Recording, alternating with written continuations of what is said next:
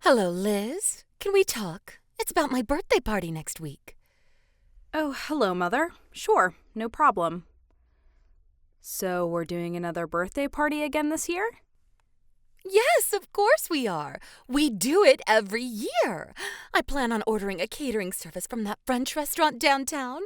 All of my friends and relatives will be invited. We'll have a wonderful home party. We can set up a nice outdoor luncheon. It's just going to be so special. Right. I'm sure you and Rob will be there, right? Do you mind if I ask you something, Mother? How much is this all going to cost? The cost? Well, let's see. My friend who's done a lot of these parties, well, she said her party, which was pretty modest for her tastes, was something like $4,000, give or take. Guess mine will be about that much. That's a fortune. What? What do you mean? That's not so bad. You do realize that if you had $4,000, you could cover your home mortgage for the next 3 or 4 months. My mortgage? Really? I don't want to be disrespectful concerning your birthday, but wouldn't it be better if you set aside that money to pay your monthly mortgage payments? It's a little over $1,000 a month, wasn't it? I really think you should get your priorities straight. What are you talking about, priorities? Why do I even have to worry about that kind of thing? That's not my problem. That's something that you and Rob should be worrying about, not me. I wish you wouldn't rely on me to pay for everything. We're not relying on you. I'm just pointing out the obvious. Pointing out the obvious? How disrespectful of you, Liz. I'm your mother-in-law, for God's sake. Are you serious? Oh, please, Liz. There is just no use talking to you. I'm going to talk to my son Rob about my birthday. He understands how important it is for me. You just tell me if you can make it or not.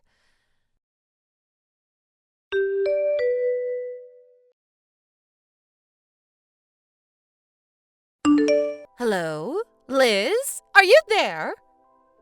About that birthday party I was talking about yesterday. I was thinking, maybe I should expand it a bit.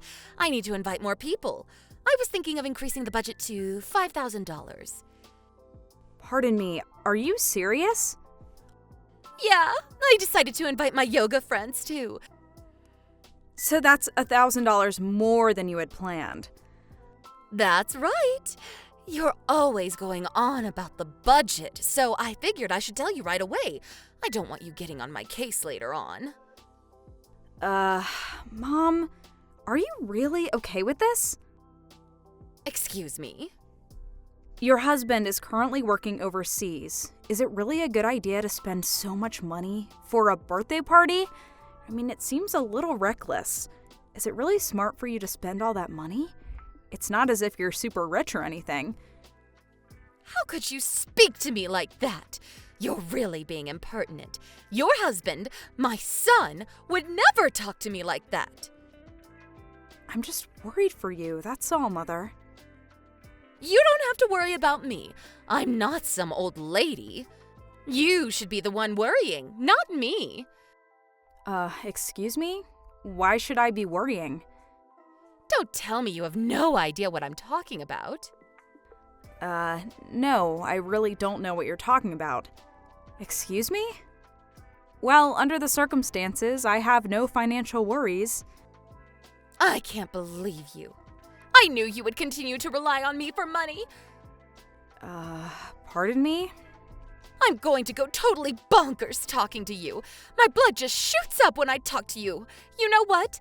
I'm only going to contact you only when absolutely necessary. Just keep that in mind. See you later.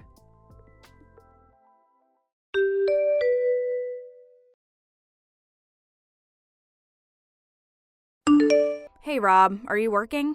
Sorry to contact you. Can we talk? Hey, Liz. Yeah, no problem. It's about Mom's birthday party tomorrow. Yeah, she says she's inviting her neighbors. Said it's going to start at 6 p.m. Did you hear what the cost for the party will be? The cost? No, Haven't heard anything. Dad's overseas now, so she'll probably do it on a tiny budget. So she hasn't told you. It seems she's going to order catering service from that French restaurant downtown. It's going to cost something like $5,000. Wait a sec, what? $5,000? Just for a little birthday party with the neighbors? That can't be right. It's not just neighbors, it seems. She's inviting all her yoga class members, even the instructor. Really? But $5,000? That's way too much. I tried mentioning the mortgage payments, but she just brushed it aside. She actually turned the tables and blamed everything on me. Oh boy. I don't want to be a nosy daughter-in-law and want her to have a nice birthday party, but we're not exactly having an easy time. For her to just go off and use money without thinking, I really don't know what to do. She really should be paying off the mortgage, not having a French catering service for her birthday. Yeah, but she won't listen to a word I say. Nothing we can do about it now. The party is tomorrow. Even if she cancels now, they'll probably charge the full amount. The restaurant probably already prepared the food. Wouldn't look good, that's for sure. I'm the youngest in my family. She would never listen to me either. My older brothers have a lot more clout than me. On top of that, despite being the youngest, I was the first to get married. Mom wasn't too happy about that. Yeah, I guess. I guess we have no choice. We're just gonna have to let her have her way this time. We're both going to the party tomorrow, so let's see how things go. See how she acts. What do you say? I'll get Dad a call too. Yeah, maybe that would be a good idea. Alright, see you tomorrow then. Yeah, okay. See you tomorrow.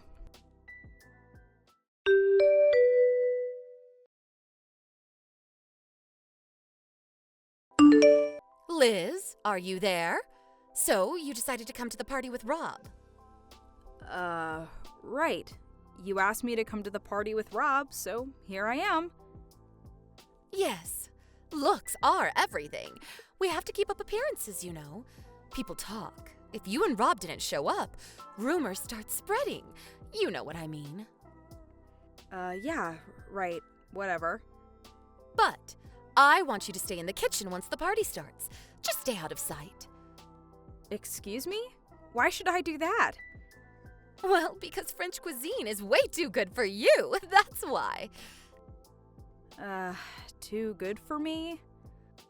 Think of it as a punishment for being disrespectful to your mother-in-law.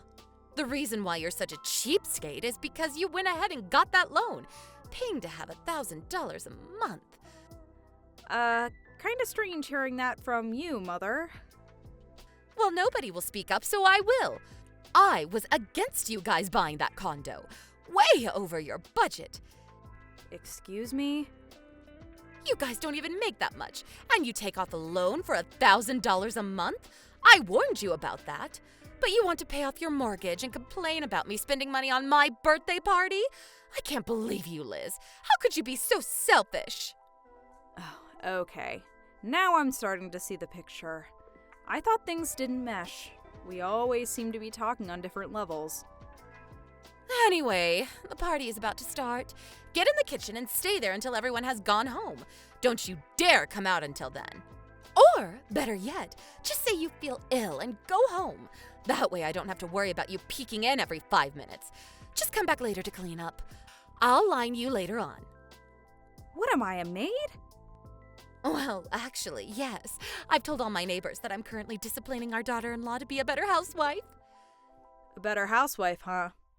Stay in the kitchen for another 30 minutes, and then you can head home. I'll line you later. I really don't know why I have to leave. To be honest, I don't want my guests seeing a dirty maid wandering around. Just too depressing. It's my birthday after all. Okay, if that's the way you want it, I'll stop the mortgage payment starting next month. Hope you're okay with that. Pardon me? What did you just say? The load payments. I will no longer pay that, just so you know. What are you talking about? Maybe you need your head examined. It's you who will suffer if you stop the payments. Rob says he's going home too. Have a nice party. Don't bother texting me later. I have no intention of cleaning up after you. I'm not your maid. Yeah, whatever. Do what you have to do.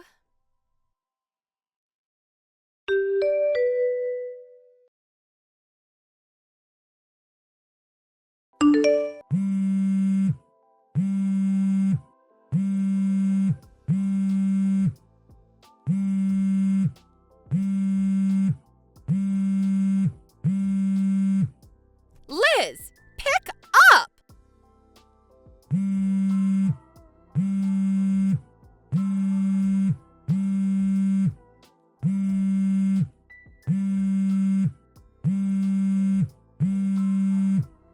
Come on, Liz, pick up. I know you see this. It's about that monthly $1,000 loan. Is it true? That loan is for this house and not the condo you guys are living in? This is some kind of mistake, right? Oh, so you heard it from someone. Yeah, from your aunt and uncle at the party. Oh, I see. I didn't realize they were there. I didn't believe it at first. Thought it was some kind of joke. But this month, the bank called and said there was insufficient funds for the loan payment. That's when I realized it was all true. That's right. I was depositing the $1,000 into you and your husband's account every month. I see. I had no idea. You also know why your husband's working overseas, right? Yes, I heard. It was concerning some project he was working on. Apparently one of his staff members screwed up and the project went belly up. He took responsibility for it and was transferred to a position overseas, alone. He was forced to take a position at a factory up north for 3 years. That's right. And his pay was slashed drastically. You know that too, right? Your husband came to me. He said he had more than 7 years left on the loan. I was working 2 jobs, so I was financially doing okay, so I agreed to help him out at least until he got back on his feet again. Then what about that condo you live in? That's more than you can afford. You guys moved in right about the time my husband was transferred overseas.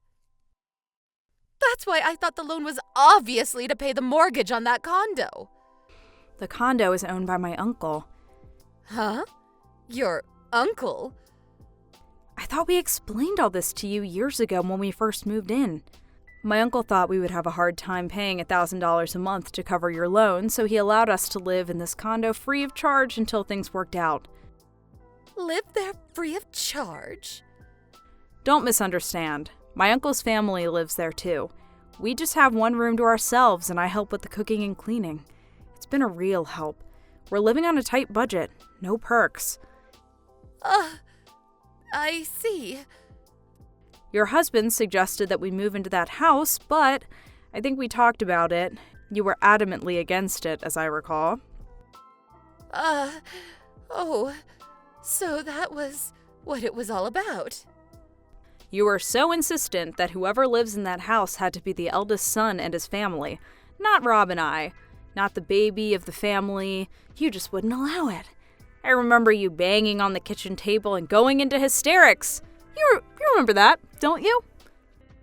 Did I really? Anyway, I had no idea about all of this. How was I supposed to know you guys were paying and all? Come on. We sat down and explained everything to you. Don't you remember? Everyone was there. Rob and his brothers, your husband. I was there too. We had that family meeting in your living room. We explained everything. I don't remember any of it. Yeah, I remember you were sort of just half listening. You really weren't interested in anything we were saying. You would only hear what you wanted to hear, like continuing to live at the house. When the talk switched to possibly helping out by working part-time, you put an end to that conversation pretty quick. You didn't want to hear about Rob and I living with you either. We just couldn't get through to you. In the end, it was Rob and I who had to make the sacrifices. But that last birthday party was the straw that broke the camel's back. I had no idea. I really didn't. You just refused to listen. Anyway, we talked to your husband and he gave us permission to stop the monthly payments. Huh? Really? If the payments are no longer possible, we're just gonna have to put it up for sale. Pardon me? The house is going to be sold? That's right. He really didn't want to lose the house he spent years paying for, but your husband didn't want to burden Rob and I any longer. We're still young, and we hope to someday buy a house too. Your husband decided it was no longer feasible after hearing all the stories about your antics from his sons. As for the $6,000 that I forked out, your husband said he would eventually pay me back. This is not happening. I heard your husband is coming back for a short visit. I'm sure he'll sit you down and explain the whole thing, so I urge you to talk to your husband about the rest. Rob and I have nothing to do with it going forward.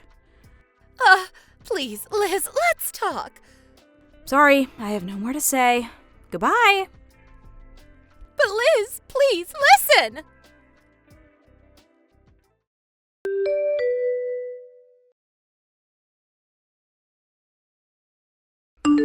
A few days later, her husband returned for a short visit. The family had a long talk about the current circumstances. First off, they talked about selling the house. Then the problem of the $5,000 spent on the birthday party last month. He also reprimanded her for treating me so harshly, despite my financial support. But what really shocked her was the divorce papers that he thrust on her. She was, of course, taken aback by her sudden predicament, but immediately recovered and demanded that one of her sons take her in and support her. But both her sons had already married, not to U.S. citizens, but foreign. They both moved to their wives' native countries. As for Rob and I, we moved out of our uncle's place into a new home across state lines. We had no intention of revealing our new address to her.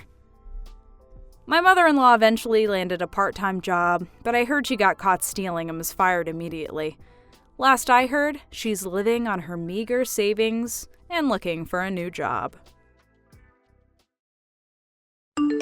Thank you for watching. Please subscribe and hit the like button. See you next time.